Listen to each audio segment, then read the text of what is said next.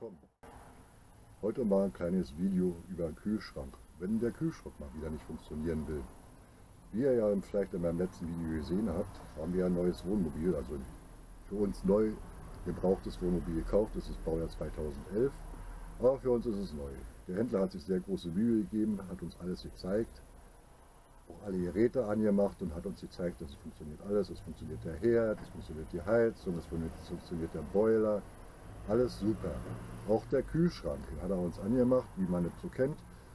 Die 12 Volt Anlage hier, wenn der Motor läuft, hat funktioniert. Elektrisch hat funktioniert, leuchtet, super. Gas funktioniert.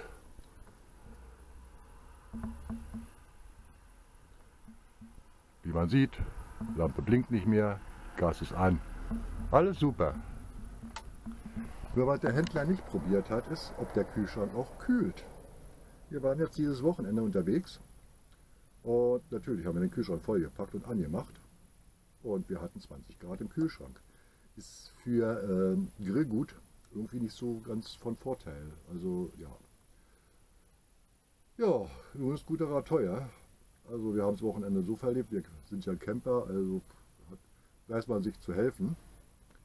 Aber ein Kühlschrank, der nicht kühlt, ist doof. So, jetzt gibt es ja im Internet einen Haufen Videos. Zum Beispiel, dass Leute mit einem Bosch-Hammer dabei ein Brett hinlegen an diesem Kühlgitter hier, an diesem Wärmetauschergitter. Ich mache mal einen Kühlschrank auf. Da dann mit einem Brett ranlegen und dann mit so einer Schlossschraube und dem Bosch-Hammer dagegen hämmern, damit sich dann die Kristalle lösen. Und bei der Kühlschrank ausbauen, auf den Kopf stellen und 24 Stunden stehen lassen und was nicht alles. Aber wer so einen Kühlschrank schon mal ausgebaut hat, der hat viel Spaß. Also das kann ein Hobby sein. So.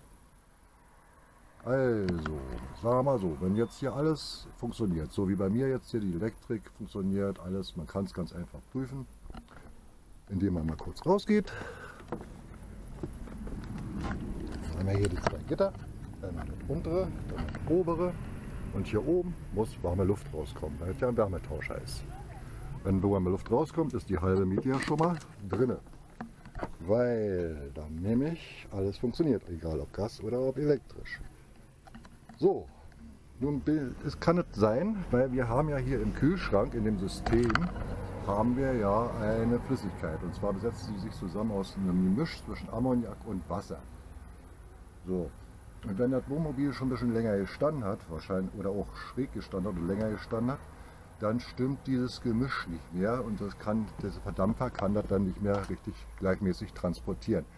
Manche behaupten auch, es bilden sich Kristalle, das weiß ich nicht, kann natürlich sein. So, und dann haben wir ja hier dieses Gitter.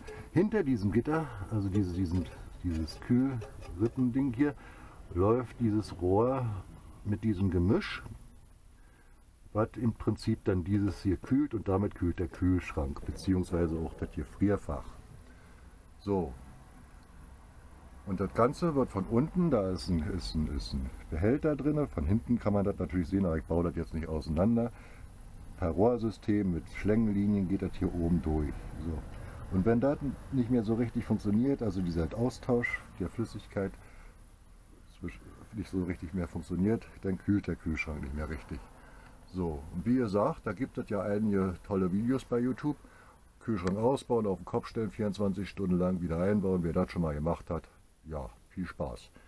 Das nächste wäre dann mit diesem Bosch-Hammer-Methode, kann man sich auch bei YouTube angucken. Ich weiß nicht, ob das funktioniert, aber ich hätte da Angst, dass ich das ganze Ding hier auseinanderruppe. So, aber es gibt eine ganz einfache Methode. Dauert etwa 10 bis 15 Minuten und funktioniert. Man nehme, wenn man hat, Muttis Föhn, diesen hier. Oder ein anderes Modell, einfach einen Haarföhn. Mach den an. So. Ich mach den mal jetzt wieder aus. Das ist nämlich ein bisschen laut, dann versteht der mich nicht mehr. Und jetzt improvisieren, weil ich habe das nämlich schon mal durchgeführt. Ich kann euch ja nicht was zeigen, was nicht funktioniert. So, man nimmt diesen Föhn und macht damit dieses Gitter warm. Immer schön gleichmäßig drüber. Hin und her, Etwa 10 Minuten, 15 Minuten lang, bis das richtig schön warm ist. So, wenn das fertig ist, macht man den Föhn wieder aus,